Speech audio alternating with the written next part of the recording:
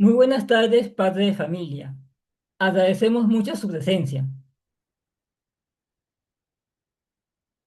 Hoy, hoy conversaremos de cómo aprenden nuestros hijos a leer y escribir, presentado por Jamie Fajardo, Nancy Soto, Lisette Pizán y Rosa de Carmen Utias y Fuentes. ¿Y por qué es importante aprender a leer y escribir? Estas son habilidades que utilizamos todos los días para aprender cosas nuevas, expresar nuestras ideas y desenvolvernos en nuestra vida diaria. Aprendemos cuando leemos un cuento, escribimos una nota, enviamos un mensaje o leemos un aviso. Leer y escribir permite comunicarse, aprender y a desenvolverse en la vida diaria. Y los objetivos de esta reunión son: ¿cómo aprenden los niños a leer y a escribir? ¿Y qué estrategias utiliza el docente en el aula? ¿Y cómo pueden ustedes, padres de familia, apoyar desde casa en este proceso de aprendizaje de sus hijos? Y va a continuar mi compañera Lisette Pizán.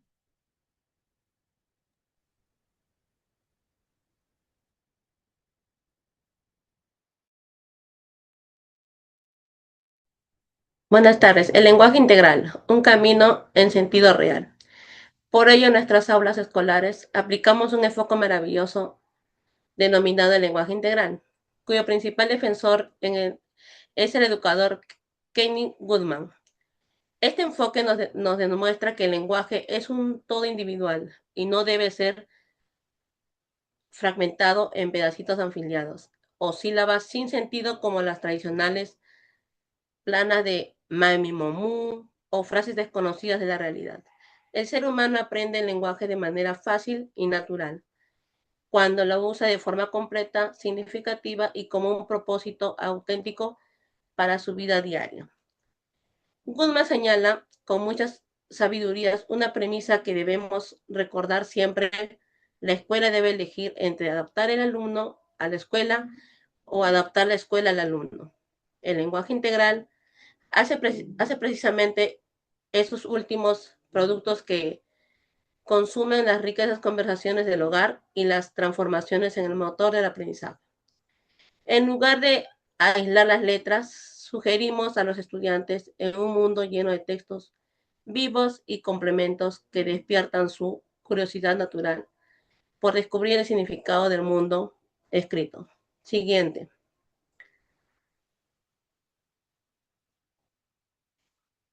El enfoque comunicativo en Lima Metropolitano. Eso, eso es conectar diariamente con el enfoque comunicativo, el cual es redactar por destacados lingüísticos como el Daniel Cassinal. Este enfoque nos plantea que escribir y leer son herramientas sociales indispensables para la vida cotidiana. No leemos por repetir mímicamente, sino para comprender un mensaje. No escribimos para leer hojas de un cuaderno, sino para comunicarnos una idea o un sentimiento o una necesidad a otra persona en nuestra comunidad. Un contexto urbano tan visible y diverso aplicamos en enfoques mediante estrategias metodológicas muy dinámicas en el aula. Nuestros estudiantes no copian textos abstractos. Ellos leen noticias locales sobre su distrito, revisan cuentos e historias tradicionales limeñas y participan en un proyecto real. Por ejemplo, escriben una lista detallada de compras para ayudar en la economía del hogar, redactan, not, redactan notas de agradecimiento para los comercios de la bodega del barrio o elaboran las recetas de una causa limeña para comprender con sus familias. Al ver que sus palabras escritas tienen un impacto y una utilidad inmediata en su entorno real, los niños se motivan profundamente y aprenden con orgullo y autonomía. Siguiente. ¿Cómo evaluar para ayudar a crecer? Ahora bien, un aspecto fundamental que como familia debemos comprender es el cambio de las formas de evaluar a sus hijos.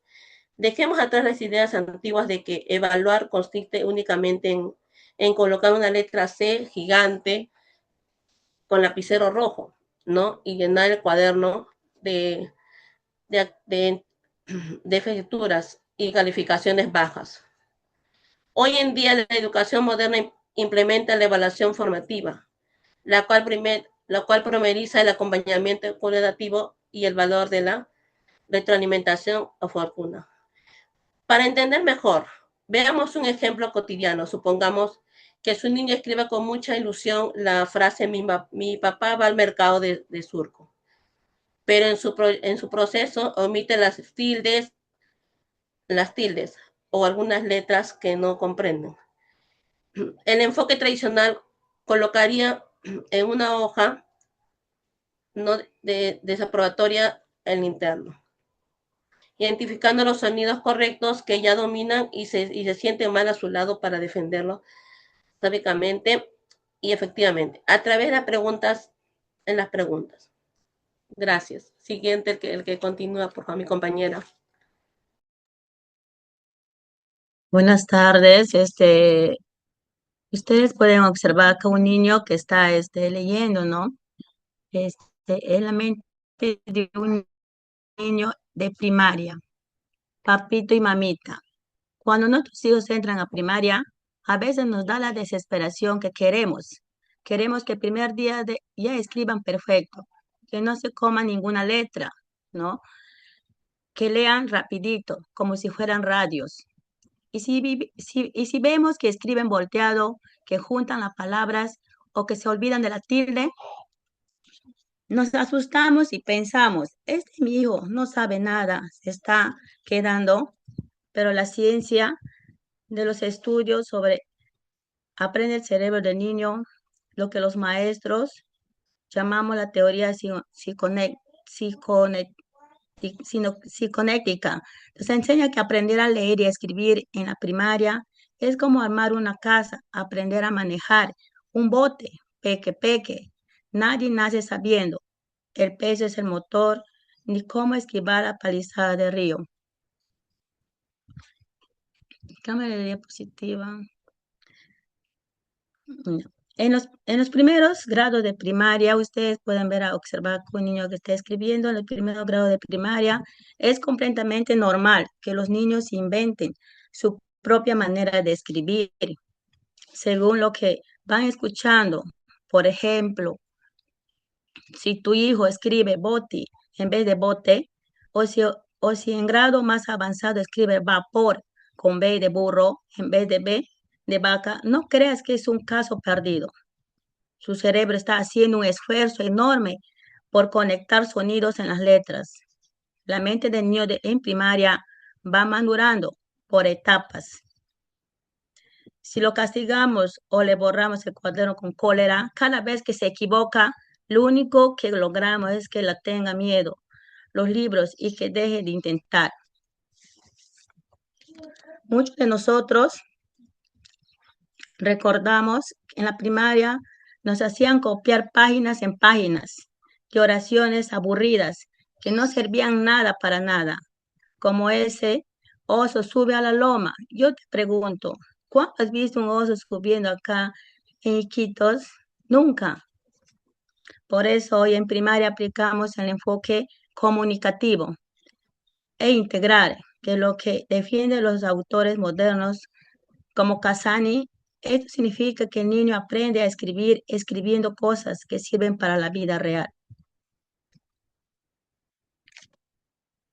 En la escuela, tus hijos no solo copian la pizarra, ellos leen completos, como la leyenda de nuestra selva, historia de Chuchachaki o el Tunche, recetas para preparar un rico juane o patarasca. Los niños de primaria aprenden escribiendo cosas útiles para sus hogares. Escribe un letrero para la bodega de la mamá que dice se vende aguaje. Hace la lista de las cosas que el papá va a comprar en el puerto de Yanashi y escribe una carta bonita al abuelo que vive en otro caserío, río arriba. Cuando el niño ve que lo que escribe sirve para comunicarse, ayudar a su familia, aprende con orgullo, con más ganas. Ahora hablemos sobre la evaluación que ayuda al niño. de los cuadernos y las notas. Olvidemos, por favor, de esa idea antigua de que evaluar es poner una letra C bien grande con lapicero rojo para castigar el error. Eso solo causa vergüenza y hace que el niño tire el cuaderno. Hoy en día usamos la evaluación formativa. Eso significa que nos sentamos al lado del estudiante, guiarlo a descubrir su error y mejorar. Te pongo un ejemplo de nuestra primaria. Imagina que tu hijo está en segundo o tercer grado y hace un dibujo hermoso de río y escribe en su cuaderno el paise grande.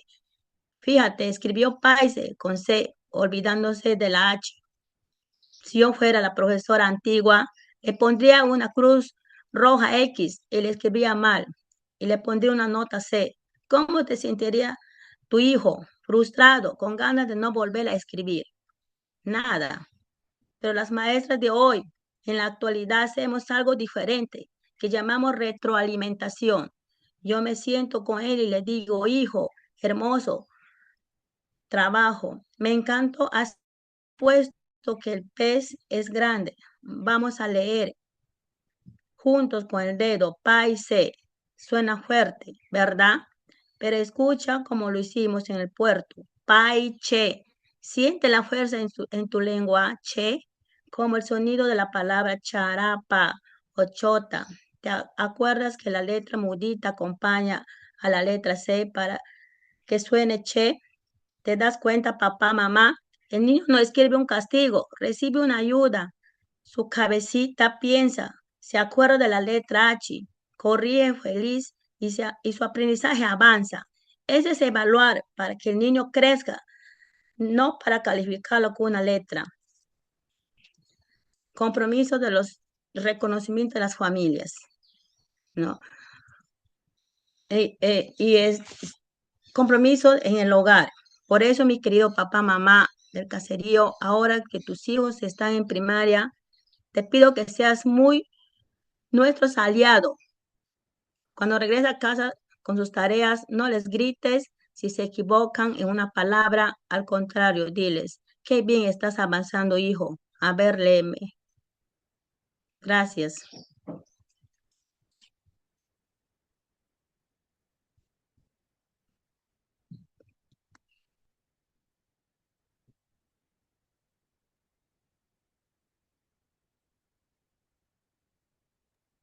Ya, muy buenas tardes. Continuando, ahora vamos a hablar sobre la teoría psicogenética. Quizás muchas de las veces se preguntarán, o como es una palabra desconocida, dirán, ¿no? ¿Qué es eso? ¿No? ¿Qué es esa palabra? ¿No? Pero esta teoría psicogenética fue propuesta por dos mujeres, Emilia Ferreiro y Ana Teberovsky. ¿Qué nos dice esta teoría? Esta teoría nos dice que los niños aprenden a leer y escribir solamente memorizando letras, o que no aprenden a leer y escribir solamente memorizando letras o sílabas, ¿no?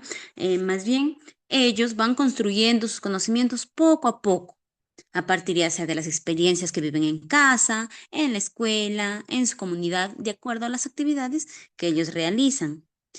Por eso, cuando un niño quizás hace garabatos o escribe palabras con una forma diferente, ¿no? A lo que es en realidad esa palabra, eso no significa que quizás ese niño no sepa o no esté aprendiendo, ¿no?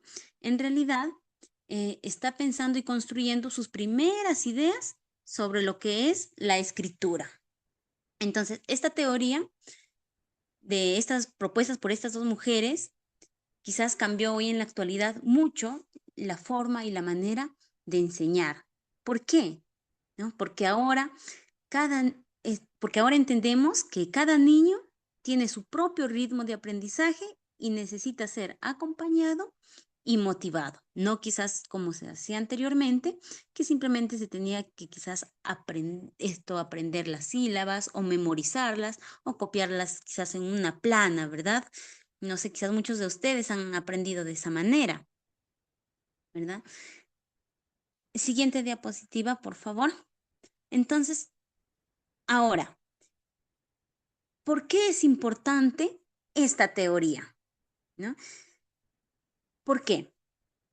A ver, ustedes, papitos, ¿qué creen? ¿Creen que es importante? ¿Hasta dónde les voy explicando? ¿Lo entienden? ¿Crees que es importante esta teoría?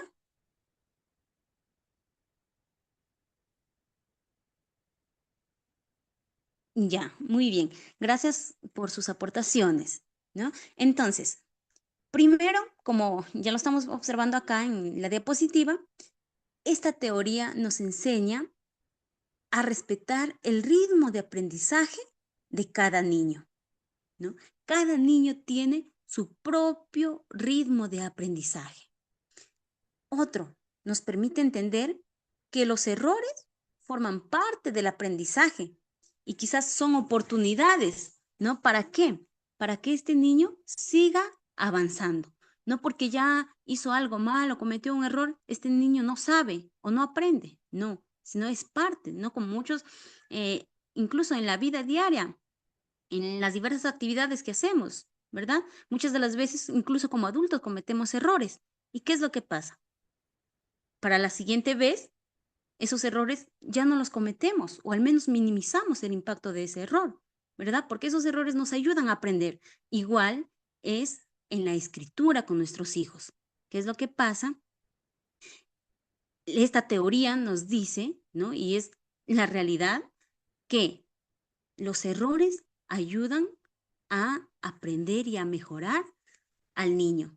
También nos recuerda que los niños aprenden mejor cuando pueden pensar, reflexionar y participar activamente, ¿no? Entonces, esta teoría destaca algo muy importante, que tanto la familia y el docente tienen un papel fundamental en el acompañamiento de nuestros niños durante este proceso. Entonces, vemos cuán importante es esta teoría, ¿verdad? Siguiente, por favor. Acá podemos apreciar los 4 niveles de escritura propuestas de la misma manera por Emilia Ferreiro, ¿verdad? Esta mujer quizás descubrió que los niños pasan por 4 diferentes niveles antes de escribir de una manera correcta. Así como un niño desde el momento en que nace quizás para que aprenda a caminar correctamente, pasa quizás por diversos procesos, por diversos niveles, por diversos pasos, ¿no? Donde primero inician aprendiendo a tener equilibrio, después a dar pasitos, después a caminar un poquito más rápido, y después inicia a correr, y muchas de las veces incluso se cae ese niño, ¿verdad? Y, pero esa caída no significa que el niño ya no sabe o nunca va a aprender a caminar, ¿no? Entonces, así es lo mismo estos 4 niveles de escritura, ¿no? Tenemos el nivel presilábico, ¿no? El nivel silábico, el nivel silábico alfabético y el nivel alfabético. Son 4 niveles por los que todo niño pasa antes quizás de aprender a leer correctamente. Pasamos a la siguiente diapositiva, donde acá ya les voy a explicar de una manera más clara, ¿no? Con ejemplos, donde el primer nivel es el primer nivel presilábico. En este nivel, los niños realizan garabatos o escriben ya letras, ¿no? Pero que no tiene nada que ver o nada que relacionar, nada en relación con lo que es la palabra. Acá tenemos un ejemplo, ¿no? Para la palabra perro, ¿no? Entonces, ¿qué es lo que ustedes ven ahí? ¿Qué palabra ven? Quizás el niño ahí en realidad ha escrito lo que es dio, ¿verdad? O otros, bueno, así es como lo podemos interpretar, otros pueden interpretarlo de otra manera diferente, ¿verdad? Pero esto no tiene quizás nada que ver con lo que es la palabra. Este es el primer nivel, el nivel presilábico. Pero eso no significa que el niño no sepa, recordemos eso, ¿no? Eso no significa que el niño no sepa, sino esto es el primer intento de este niño para mejorar o para aprender a escribir correctamente. Entonces, en este nivel, ¿qué es lo que tenemos que hacer quizás el docente? ¿De qué manera podemos intervenir, no? Acá hemos puesto las propuestas de intervención, ¿no? El docente realizamos actividades, les leemos cuentos, les preguntamos, ¿no? ¿Qué es lo que dice aquí? Y la familia, ¿qué es lo que puede hacer en este nivel? ¿No? En casita. Recordemos que eso es muy importante, ¿no? Para que el niño aprenda a leer y escribir, es importante, ya lo mencionamos anteriormente, la colaboración entre padre y docentes. Entonces, acá, ¿de qué manera en este nivel el docente puede interferir? Quizás el padre, ¿de qué manera puede interferir? Quizás leyendo cuentos juntos, dejando que escriban, aunque no lo haga correctamente, pero dejarle que el niño lo haga, ¿verdad? No, quizás yo, el papito, lo ayudo en las tareas. No, aunque él no sepa hacerlo, pero dejarlo que él lo haga. Tenemos siguiente el nivel silábico, ¿verdad? En este nivel es donde el niño utiliza letras para representar ya cada sílaba. Yo sé que ustedes creo que sí saben qué es una sílaba, ¿verdad? Acá en el ejemplo es de una mariposa. Entonces, ¿cuántas sílabas tiene la mariposa? A ver si lo separamos por sílabas. A ver, decimos sa. ¿Cuántas sílabas? 4, ¿verdad? Entonces, si nosotros nos damos cuenta acá, en el ejemplo que podemos observar, que hay A, I o A, ¿verdad? Aunque quizás esas letras, algunas quizás pueden tener relación con la palabra y otras pueden no, pero ¿no? El niño utiliza esas letras para representar cada sílaba. Si se dan cuenta, el niño ha escrito 4 letras, ¿no? Entonces, para él, cada letra representa una sílaba. Para él, ahí dice mariposa, ¿verdad? Entonces, eso es un ejemplo de que nuestro hijo en realidad está en el segundo nivel, que es el nivel silábico. Intervención del docente, ¿no?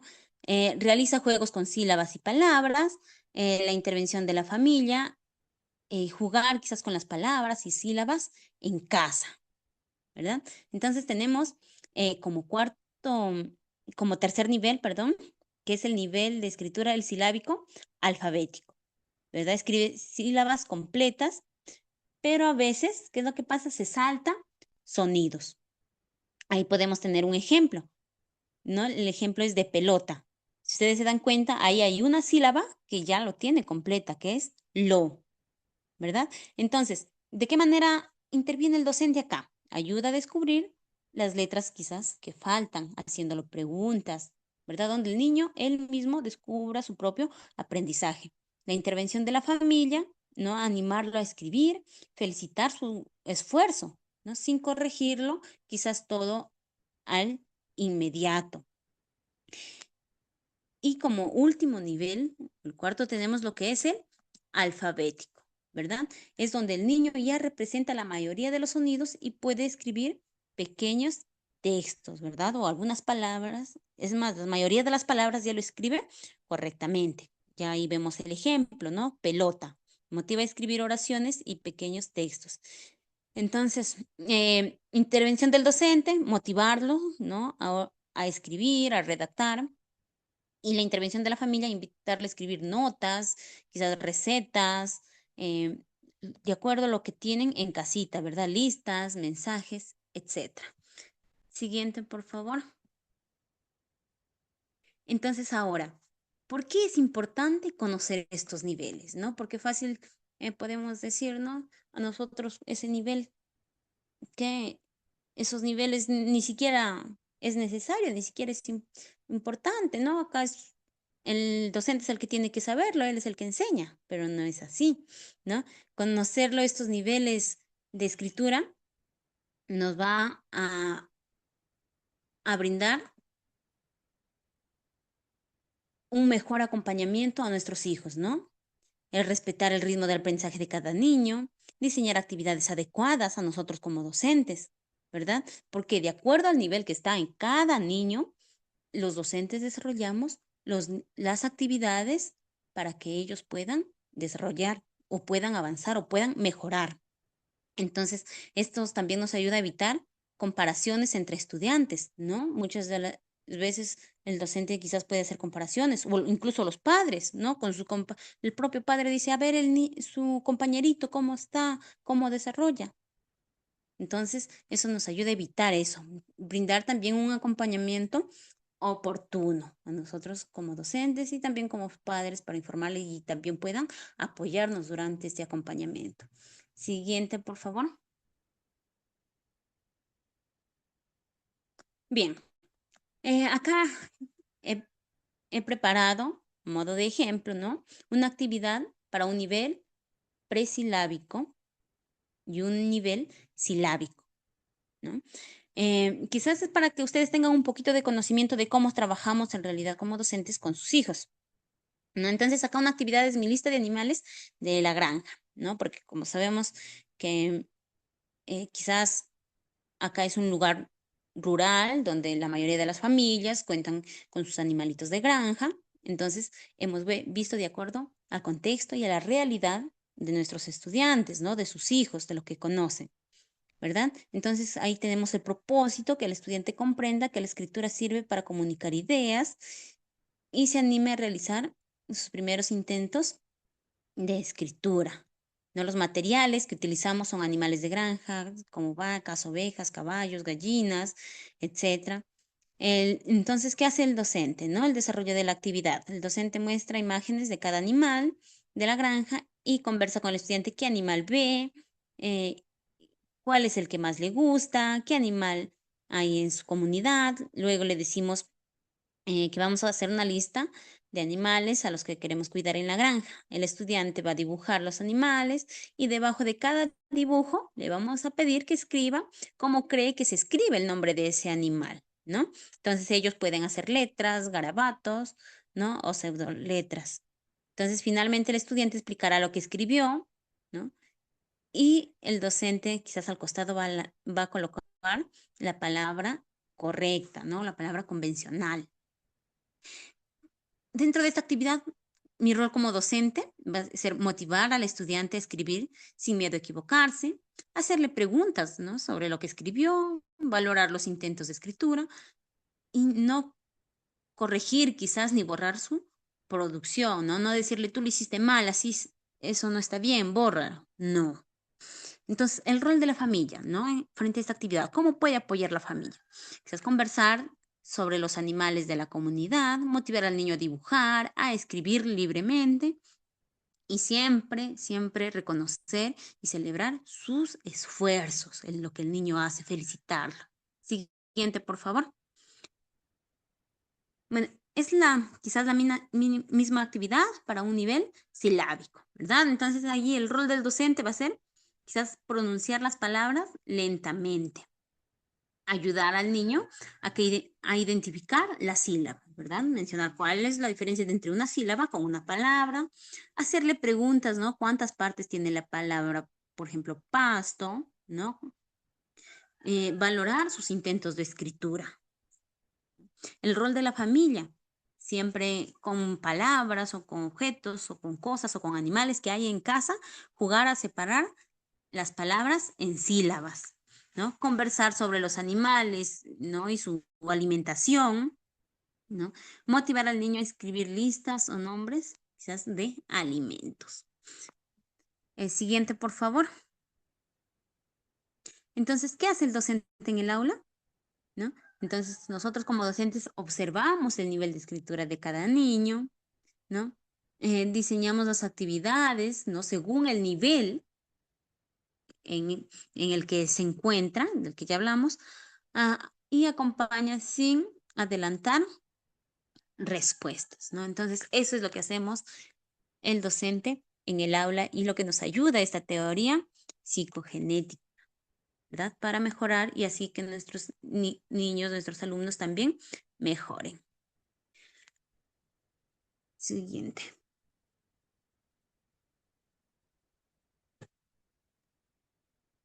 Y pasamos al andamiaje. Y ustedes se preguntarán, ¿en qué consiste el andamiaje? El andamiaje consiste en brindar apoyo al inicio y retirarlo poco a poco. ¿Para qué? Para que el niño gane seguridad y pueda hacerlo de manera independiente. Hemos colocado un ejemplo de acá de un padre de familia enseñando a su hijo a manejar bicicleta. Al principio, el padre de familia lo va a apoyar en todo momento y luego poco a poco eh, va dejando que él lo realice de manera independiente. ¿Para qué? Para que gane confianza. Y finalmente dejamos que él explore y practique por sí mismo, que él tome el control y celebramos cada uno de sus logros. Las prácticas sociales del lenguaje. Los niños aprenden mejor cuando ellos leen un cuento, escriben una lista de compras, elaboran una invitación o leen un cartel o escriben un mensaje. Los niños aprenden leyendo y escribiendo para comunicar algo, no solo copiando letras. Ellos aprenden más cuando todo lo que comunican o escriben tiene un propósito. ¿Y por qué es importante? Porque esto ayuda al niño a desarrollar su lenguaje oral y mejorar su comprensión lectora. Así también expresa mejor sus ideas y con mucha mayor seguridad y participan activamente en las actividades del aula. Y aprender a leer empieza antes de abrir un cuaderno. Vamos a colocar el siguiente ejemplo. Está una madre de familia con su hijo en un supermercado y ella le pregunta a su hijo, ¿qué dice ese letrero? Y el niño responde, dice lechuga. Y en esta interacción, ¿qué está aprendiendo el niño? Está aprendiendo que leer tiene un propósito, relaciona palabras con objetos y comprende que leer sirve para la vida diaria.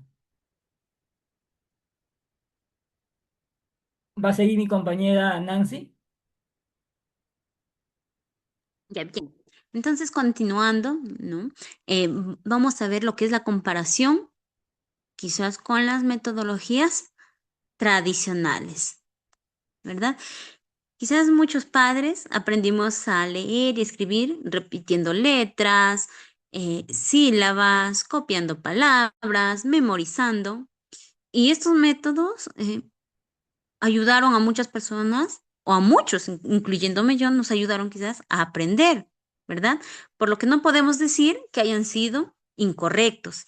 Pero sin embargo, las investigaciones sobre el aprendizaje infantil nos han permitido comprender mejor cómo aprenden nuestros niños. Hoy sabemos que los estudiantes o nuestros niños aprenden mejor cuando pueden participar activamente, expresar sus ideas, utilizar la lectura y la escritura en situaciones reales y significativas. Por ello es que actualmente eh, lo que se busca es que los niños no solamente quizás aprendan a leer y escribir, sino que también comprendan ellos lo que leen y que utilicen la escritura quizás para comunicarse. Entonces ahí podemos, ¿no?, observar el cuadrito, cómo era antes y cómo es ahora, ¿verdad? Siguiente. Ahora, ¿cómo evaluamos? ¿No? La evaluación quizás ya no consiste en que simplemente colocamos una nota, ¿verdad? Como antiguamente creo que eran en notas numéricas, ¿no? Del 1 al 20. Y también otro, lo típico, ¿no? Y esto también son en letras, quizás, ¿verdad? A, B, C, ¿verdad? A, D, donde C quizás es la nota más baja, o no, o el que menos sabe, ¿no? Hoy la evaluación es continua y formativa, ¿no?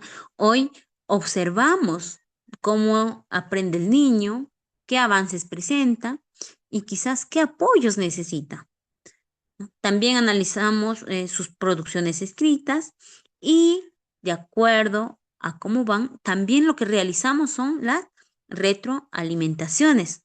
¿Para qué? Para ayudar que este niño o este estudiante siga mejorando, ¿verdad? Entonces continuamos, ¿no?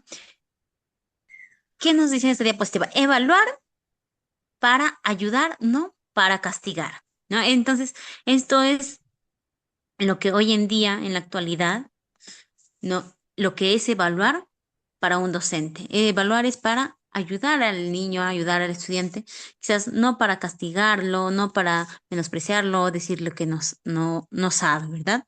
Entonces ya no usamos quizás solo la C roja, ¿no? Porque poner una nota fea solo hace que el niño tenga quizás miedo, que tenga pánico, ¿verdad?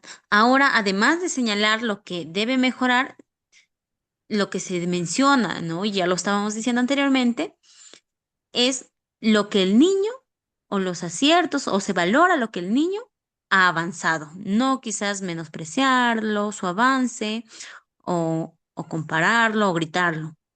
Más bien lo podemos decir la siguiente expresión, ¿no? Muy bien, ya escribes oraciones completas. Ahora revisemos juntos cómo escribir correctamente esta palabra y así sucesivamente, ¿verdad? Entonces, de esa manera el niño aprende del error y se anima a seguir intentándolo. Siguiente, por favor. ¿Por qué es mejor una evaluación cualitativa? ¿No? Eh, La evaluación cualitativa nos permite conocer realmente cómo está aprendiendo cada niño. Quizás no centrarnos únicamente en una nota, sino en reconocer sus avances, sus dificultades, sus necesidades. Además, esto nos ayuda a que el niño fortalezca la confianza y la motivación en ellos, porque les muestra lo que ya lograron y cómo quizás ellos pueden seguir mejorando. Siguiente, por favor. Entonces, ¿cómo podemos quizás apoyarlo desde casa? ¿No? Volvemos a hacerles recordar una vez más que la familia tiene un papel muy importante en la lectura y la escritura de nuestros hijos. Entonces, ¿cómo podemos apoyar desde casa? ¿No? Leerle cuentos, conversar sobre lo leído, escribir pequeñas notas o listas de compras, ya que estos quizás son actividades sencillas que ayudan a muchos de nuestros niños. También es muy importante en casa, papitos, mamitas, evitar comparaciones, ¿no? Más bien, en vez de comparar, valorar sus intentos de escritura y acompañarlos con mucha paciencia y con cariño. Siguiente, por favor. Entonces, para finalizar, ¿no? Cada niño aprende a su propio ritmo. Recordemos que tanto las escuelas y familias trabajamos juntos para lograrlo. Entonces, recordemos que aprender a leer y escribir es un proceso que se construye poco a poco. Cada niño tiene su propio ritmo y necesita oportunidades para leer, escribir, conversar, expresar sus ideas, sus pensamientos, ¿verdad? Entonces, cuando la escuela y las familias, ¿no? Y los padres, las madres, trabajan juntos, los niños, ¿qué es lo que van a sentir ellos? Seguridad, se van a sentir motivados y por ende van a lograr mejores aprendizajes. Por ello, nuestro compromiso como docentes y familia es acompañarlos a nuestros hijos con paciencia, con confianza, con mucho amor en este maravilloso proceso sobre el aprender a leer y a escribir. Muchas gracias.